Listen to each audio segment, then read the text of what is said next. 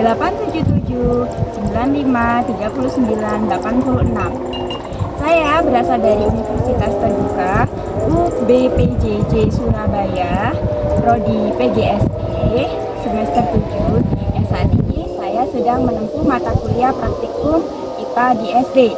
Saya akan melakukan praktikum dengan mengobservasi ciri-ciri makhluk hidup, yaitu gerak pada tumbuhan. Dan tumbuhan yang saya gunakan objek untuk praktikum kali ini adalah putri malu.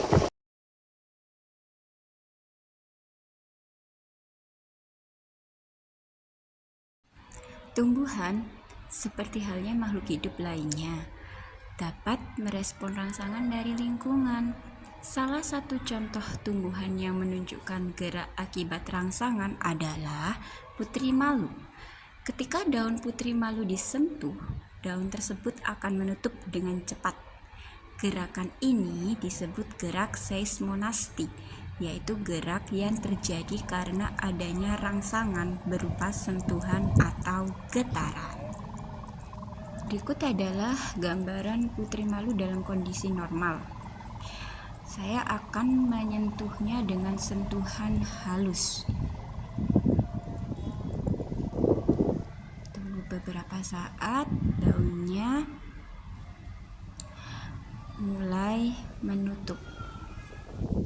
Setelah waktu menunjukkan 6 menit 32 detik, putri malu kembali perlahan ke kondisi normalnya. Itu efek yang terjadi setelah saya memberikan sentuhan halus terhadap putri malu tersebut. Selanjutnya, saya memberikan sentuhan sedang untuk mengetahui berapa lama putri malu kembali ke kondisi normal. Ternyata untuk kembali ke kondisi normal, putri malu membutuhkan waktu selama 6 menit 21 detik dengan sentuhan sedang yang saya berikan padanya.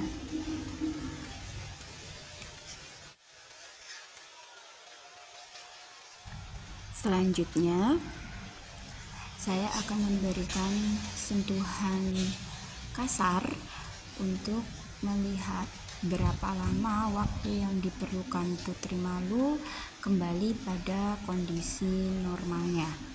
Sentuhan ini cukup keras dari sentuhan sebelumnya, yakni halus dan sedang. Setelah saya memberikan sentuhan keras pada putri malu, ternyata untuk kembali ke kondisi normal, putri malu membutuhkan waktu selama 13 menit. Selain bisa menutup daunnya ketika disentuh, tumbuhan putri malu juga menunjukkan gerak menutup daun saat malam hari dan membuka kembali ketika pagi datang.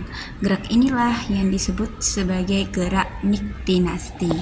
Oleh karena itu, saya akan melakukan uji coba gerak niktinasti pada tumbuhan putri malu. Saya memberi label A dan B untuk membedakan spot A putri malu tanpa ada halangan dan spot B sebagai pengecoh untuk situasi gelap atau malam hari.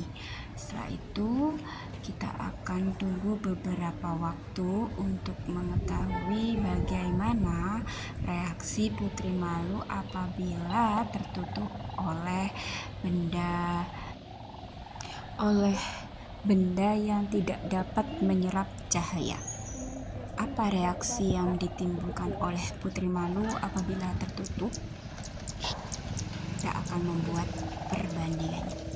Setelah diamati beberapa saat, kurang lebih 42 menit, kita lihat apa reaksi yang diberikan oleh putri malu. Kita lihat dari spot A dulu dan spot B. Kita akan buka perlahan. Ternyata daun putri malunya tertutup karena efek ruangan yang gelap. Sedangkan daun putri malu. Saya akan melakukan persiapan untuk kegiatan praktikum, yakni menguji gerak geotropisme terhadap tumbuhan kacang. Alat dan bahan yang telah saya siapkan adalah, di sini bahan-bahan yang saya gunakan dapat 2 gelas minuman kemasan yang telah saya labeli dengan label A dan juga dengan label B gelas kedua. Selanjutnya di sini saya juga menyiapkan kapas yang telah saya rendam dengan air dan bahannya yakni kacang-kacang. Siapannya adalah saya akan memasukkan kapas ke dalam kedua gelas yang sudah saya label A dan B.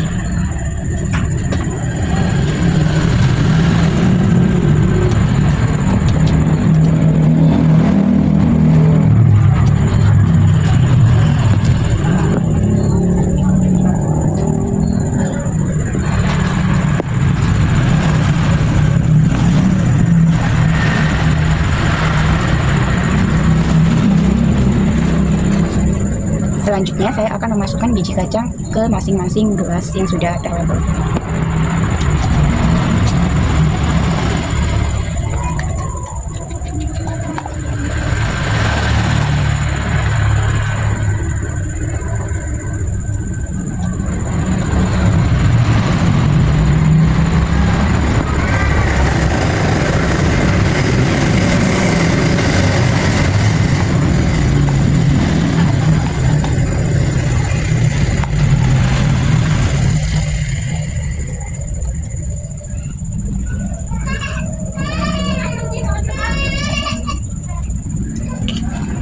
Baiklah, kedua gelas sudah terisi. Sekarang kita akan menunggu. Ini adalah hasil pertumbuhan hari keempat dari tanaman kacang yang sudah saya lakukan di hari Minggu yang lalu. Pot A dengan ukuran panjang tanamannya 11 cm, sedangkan di pot B 16 cm.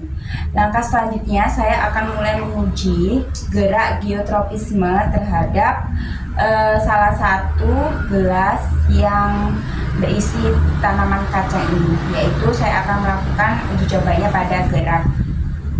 pada gelas A. Saya akan memposisikan gelas A ke bentuk vertikal. Lalu selanjutnya saya akan meletakkannya di ruangan terbuka dan akan menunggunya selama beberapa hari ke depan. Setiap pagi dan sore saya akan mengecek bagaimana perkembangan dan perbedaan yang terjadi dari gelas A dan gelas B. Setelah beberapa hari pengamatan dari masa pembibitan yang saya lakukan 7 hari yang lalu, ini adalah hasil pertumbuhan dari kecambahan kacang. Di sini pada gelas yang berlabel A, yang mana saya posisikan berdiri atau vertikal, batangnya mengikuti arah gelas berlabel B, yaitu tumbuh ke atas. Sedangkan pada gelas berlabel A, yang mana posisinya saya tidurkan atau miringkan dan berbentuk horizontal, ternyata tumbuhnya juga mengikuti arah gelas tersebut. Jadi apabila saya ubah posisi gelasnya menjadi vertikal, terdapat perbedaan yang sangat signifikan. Jadinya ini membuktikan bahwa gerak geotropisme penting bagi pertumbuhan tumbuhan karena membantu akar menembus tanah dan juga mengikuti arah pada objek yang ditempatinya. Terima kasih.